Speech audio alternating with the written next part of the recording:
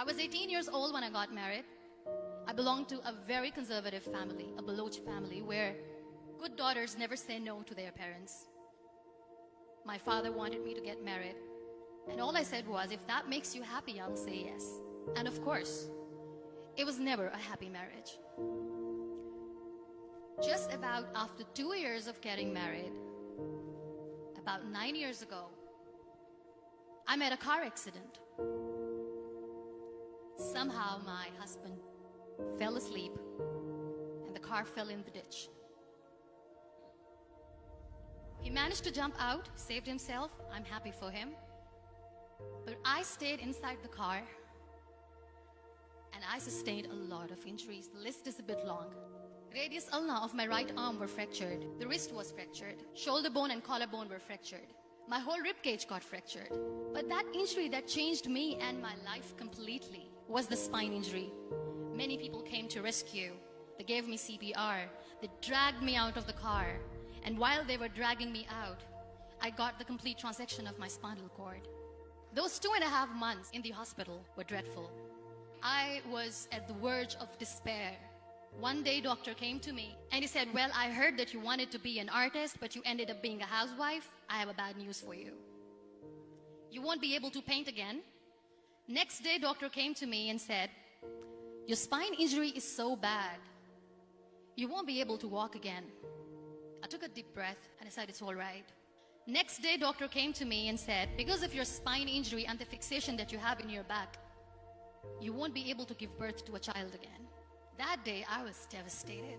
I started to question my existence. Why am I even alive? So what kept me going was, one day I asked my brothers, I know I have a deformed hand, but I'm tired of looking at these white walls in the hospital and wearing these white scrubs. Bring me some colors, bring me some small canvas. I want to paint. So the very first painting I made was on my deathbed, where I painted for the very first time.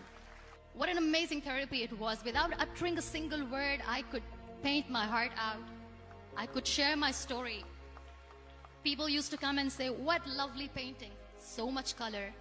Nobody could see the grief in it. Only I could. And that day I decided that I'm going to live life for myself. I am not going to be that perfect person for someone. I am just going to take this moment and I will make it perfect for myself. That I'm going to fight my fears. So I wrote down one by one all those fears. And I decided that I'm going to overcome these fears one at a time. You know what was my biggest fear? Divorce.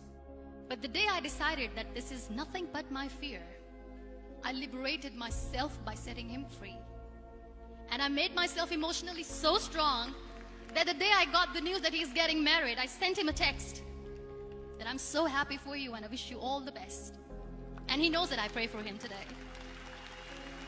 Number 2 was, I won't be able to be a mother again. And that was quite devastating for me. But then I realized there are so many children in the world, all they want is acceptance. So there is no point of crying, just go and adopt one. And that's what I did.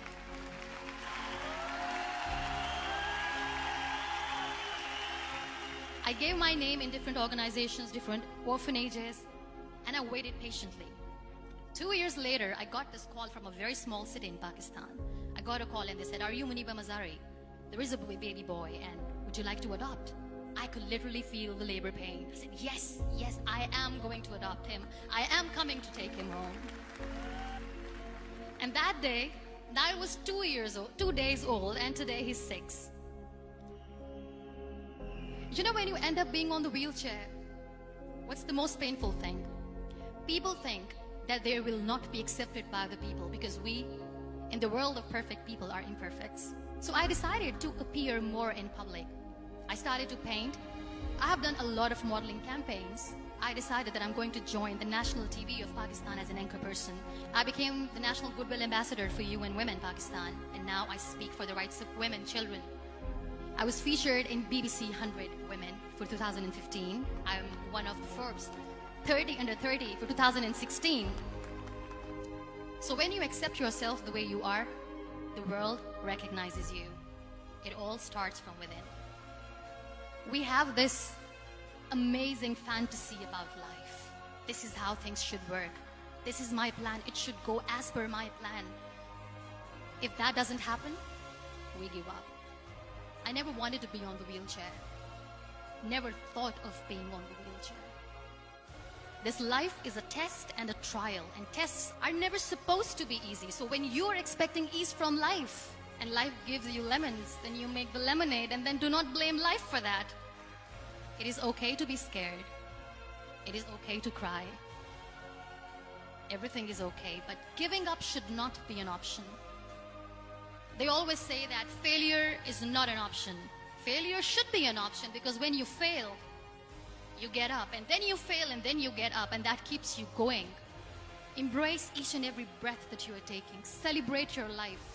Live it. Don't die before your death.